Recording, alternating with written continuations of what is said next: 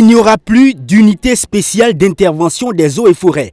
Cette unité qui a pour mission d'exécuter les opérations de protection des ressources forestières, fauniques, halieutiques et environnementales et qui participe aux actions de défense et de sécurisation du territoire national ne sera plus le fer de lance dans les zones forestières face aux groupes terroristes. Le gouvernement justifie cette décision d'abord par un mouvement d'humeur mené par un groupe de l'unité. Le directeur général des eaux et forêts a été pris en otage par des éléments de retour d'une mission. Le premier responsable du département des eaux et forêts explique ce mouvement.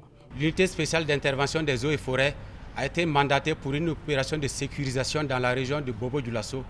Des instructions ont été données pour que l'unité replie sur un autre site dans le centre-ouest. L'unité a opposé une fin de non-recevoir et ne voudrait pas rejoindre le nouveau site. Elle a donc été sommée de regagner Ouagadougou.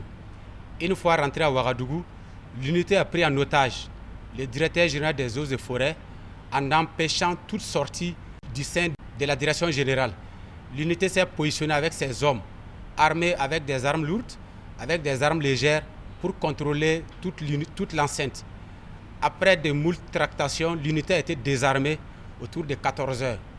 Suite à cette fin de non-recevoir, le gouvernement fait savoir que ce sont des manquements graves et inadmissibles.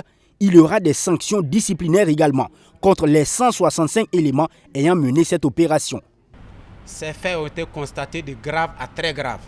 Selon le règlement de discipline générale du Code des eaux et forêts, ce n'est pas des faits admissibles et une lettre d'explication a été demandée à chaque élément.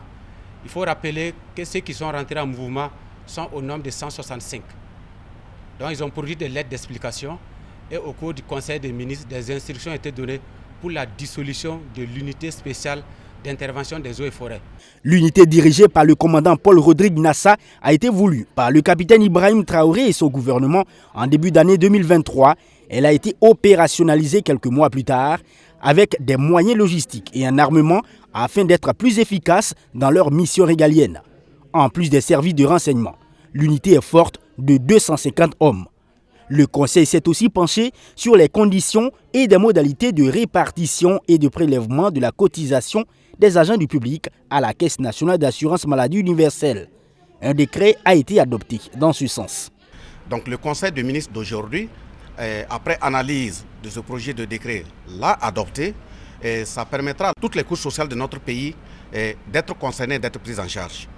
Le premier élément qu'il faut retenir, ce n'est pas dès le départ une obligation pour les populations, dans la mesure où ça sera fait par enregistrement de tous les acteurs qui sont concernés et intéressés. Donc si vous ne vous êtes pas fait enregistrer, pour le moment, vous n'êtes pas concerné par la situation. Bassolma Bazier invite l'ensemble des acteurs du privé, du secteur informel et du public à s'engager afin que leur santé soit prise en charge de façon adéquate.